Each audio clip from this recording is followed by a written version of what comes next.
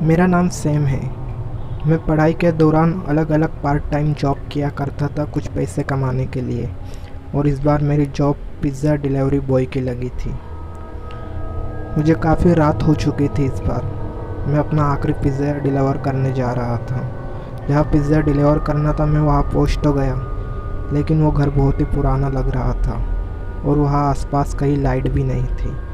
मैंने काफ़ी देर बेल बजाई और जब कोई रिप्लाई नहीं मिला तो मैंने गेट खोला और मैं दरवाजे के पास जाकर खड़ा हो गया। दरवाज़ा खुला हुआ था और उस पर एक कागज़ लगा था। इस पर लिखा था कि अंदर टेबल पर पैसे रखे हुए हैं, पिज़्ज़ा वहाँ रख दो और पैसे लेकर चले जाओ। मैंने दरवाज़ा खोला और अंदर लाइट नहीं थी, तो मैंने टॉर्च स्टार्ट की। मैं अंदर गया और मुझे सामने एक टेबल दिखाई दिया।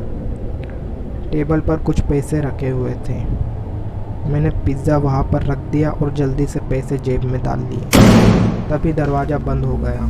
मुझे कुछ समझ नहीं आ रहा था कि दरवाज़ा किसने बंद किया। मैं फ़ौरन दरवाजे के पास भागा और दरवाज़ा खोलने की कोशिश करने लगा, लेकिन दरवाज़ा लॉक हो चुका था।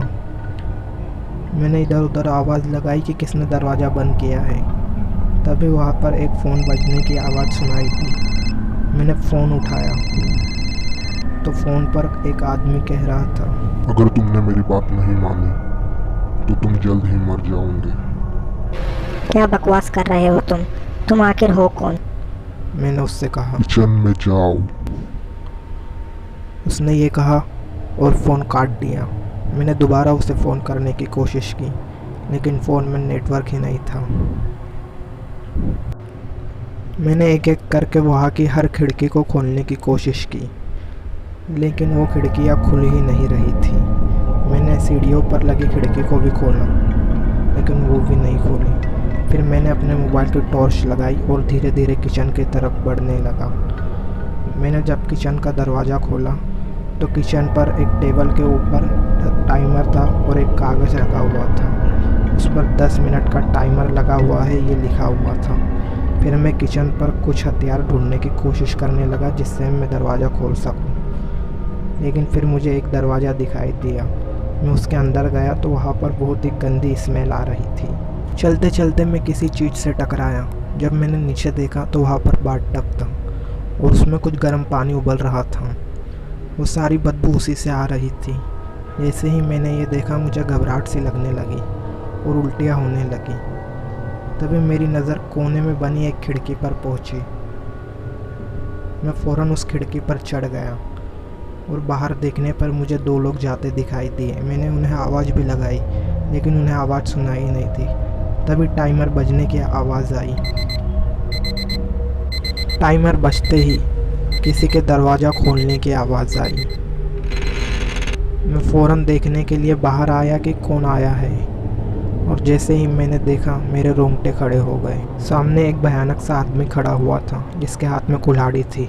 वो हंस रहा था और कह रहा था कि तुम्हारा वक्त ख़त्म हो गया। मैं फ़ौरन वहाँ से स्टोर रूम की ओर भागा। वो आदमी भी मेरे पीछे पीछे आने लगा। जो सामान मेरे हाथ में आया उस सामान को उठाकर उसके ऊपर फेंकने लगा। तभी मैंने एक लैंप उसके सिर पर मार दी। उसे दर्द तो हुआ, लेकिन वो फिर से हंसने लगा और मेरी ओर बढ़ने लगा। मुझे बहुत डर लग रहा था कि अब मेरा क्या होगा, लेकिन तभी मेरी नज़र पास में पड़े एक कांच के टुकड़े पर गई। मैंने उस कांच के टुकड़े को उठाया और उसके चेहरे पर मार दिया।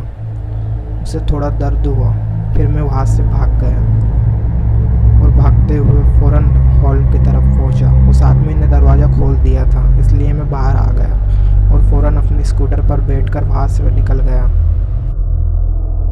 जब पुलिस वहाँ पहुँची तो वहाँ पर कोई भी नहीं था। इंक्वायरी के बाद मालूम हुआ कि वो घर 20 सालों से बंद पड़ा हुआ है और काफ़ी वक्त से लोगों को उस घर से अजीब अजीब आवाज़ें आ रही थी। वो तो मेरी किस्मत अच्छी थी जो मैं बच गया, वरना उस रात वो आदमी पिज़्ज़ा के टुकड़ों की तरह मेरे भी टुकड़े कर देता।